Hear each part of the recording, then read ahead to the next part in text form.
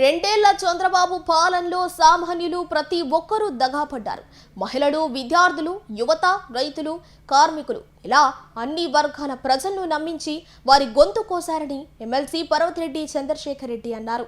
ఈ సందర్భంగా ఆయన మాట్లాడుతూ మెగా డిఎస్సిలో అక్రమాలకు తెరలేపి ఉద్యోగాలను అమ్ముకున్న దుర్మార్గపు చరిత్ర చంద్రబాబుది అన్నారు. స్వాతంత్ర్యం వచ్చిన తర్వాత ఏ రాష్ట్రంలో కూడా జరగని విధంగా డిఎస్సిలో అక్రమాలకు తెరలేపిన చరిత్ర చంద్రబాబుదని ధ్వజమెత్తారు. విద్యార్థులకు ఫీజు రియంబర్స్మెంట్ బకాయిలు విడుదల చేయకుండా వారి జీవితాలను రోడ్డు మీదకు నెట్టారని అన్నారు. మహిళలకు ఆడబిడ్డ నిధి కింద నెలకు 1500 రూపాయలు ఇస్తారని చెప్పి సుమారు 1 కోటి మంది మహిళలను చంద్రబాబు మోసం చేశారని పేర్కొన్నారు. రెండేళ్ల చంద్రబాబు పాలనలో సామాన్యులు ప్రతి ఒక్కరూ దగాపడ్డారు. మహిళలు, విద్యార్థులు, యువత, రైతులు, కార్మికులు ఇలా అన్ని వర్గాల ప్రజలను నమ్మించి వారి గొంతు కోసారని ఎమ్మెల్సీ పర్వతిరెడ్డి చంద్రశేఖర్ రెడ్డి అన్నారు. ఈ సందర్భంగా ఆయన మాట్లాడుతూ మెగా డిఎస్సిలో అక్రమాలకు తెరలేపి ఉద్యోగాలను అమ్ముకున్న దుర్మార్గపు చరిత్ర చంద్రబాబుది అన్నారు. స్వాతంత్ర్యం వచ్చిన తర్వాత ఏ రాష్ట్రంలో కూడా జరగని విధంగా డిఎస్సిలో అక్రమాలకు తెరలేపిన చరిత్ర చంద్రబాబుదని ధ్వజమెత్తారు. విద్యార్థులకు ఫీజు రియంబర్స్మెంట్ బకాయిలు విడుదల చేయకుండా వారి జీవితాలను రోడ్డు మీదకు నెట్టారని అన్నారు. మహిళలకు ఆడబిడ్డ నిధి కింద నెలకు 1500 రూపాయలు ఇస్తారని చెప్పి సుమారు 1 కోటి మంది మహిళలను చంద్రబాబు మోసం చేశారని పేర్కొన్నారు. నెల్లూరు సిటీ నియోజకవర్గంలో వేలాది మందిగా ఈ రోజు రోడ్ల మీదకి రావడం కూడా చూస్తా ఉన్నాం. 2 సంవత్సరాల కూటమి ప్రభుత్వ పాలనలో ఎంతగా తగాపడ్డాడో అది నిరుద్యోగి కావచ్చు, విద్యార్థి కావచ్చు, రైతు కావచ్చు, మహిళ కావచ్చు, యువజనుడు కావచ్చు, వృద్ధులు కావచ్చు, ప్రతి ఒక్కరు కూడా ఈ రోజు వారు కడుపు మండి రోడ్డు మీదకి రావడం కూడా జరిగింది.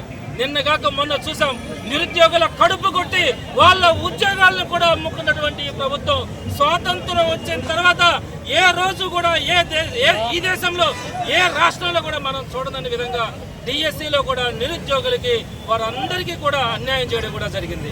అదేవిధంగా విద్యార్థులకు వచ్చేటప్పటికి ఫీజు రియంబర్స్మెంట్ విడుదల చేయకుండా ఈ రోజు విద్యార్థులందరినీ కూడా రోడ్డు మీద పెట్టినటువంటి పరిస్థితి.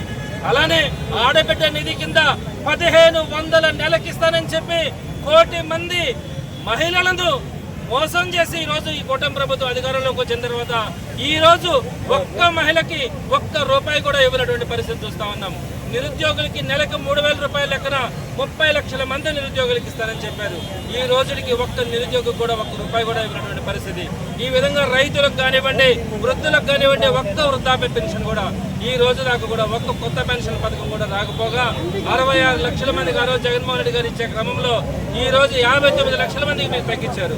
కొత్తగా ఒక్కటి కూడా రాలా. 50 ఏళ్ళకి పెన్షన్ ఇస్తానన్నారు, అది కూడా ఇవ్వాల. రైతులకు సంవత్సరానికి 20,000 ఇస్తానన్నారు, అది కూడా ఇవ్వాల. అదేవిధంగా సంవత్సరానికి 3 గ్యాస్ సిలిండర్లు లెక్కన 2 సంవత్సరాలకి 6 గ్యాస్ సిలిండర్లు ఇచ్చి ఉండాలా.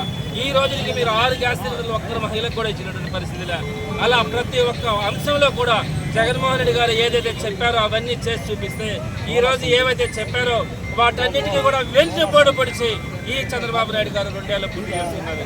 ఈ రోజు ప్రజలందరూ కూడా ఎదురు చూస్తూ ఉన్నారు, ఎప్పుడెప్పుడు మరలా ఎన్నికలు వస్తాయి, జగన్మోహన్ రెడ్డి గారిని మరలా ముఖ్యమంత్రిగా చేసుకోవాలా, అందరి జీవితాలు బాగుపడతాయని ఈ రోజు ప్రజలందరూ కూడా ఆక్రోశించేటువంటి పరిస్థితి. ఈ రోజు రోడ్ల మీదకి ఇన్ని వేల మంది ప్రతి నియోజకవర్గంలో కూడా వచ్చారంటే ఇప్పటికైనా కూడా ప్రభుత్వం కళ్ళు తెరవాలా. రాబోయే రోజుల్లో ఈ ప్రభుత్వం చేస్తున్నటువంటి మోసం, కుట్ర, వెన్నుపోటు, ద్రోహం వాటన్నిటిని కూడా ప్రజల గొంతుకుగా ప్రజల ముందుండి నిలబడి ఈ ప్రభుత్వాన్ని నిలయడం కూడా జరుగుతుందని ఈ విధంగా హెచ్చరిస్తాం.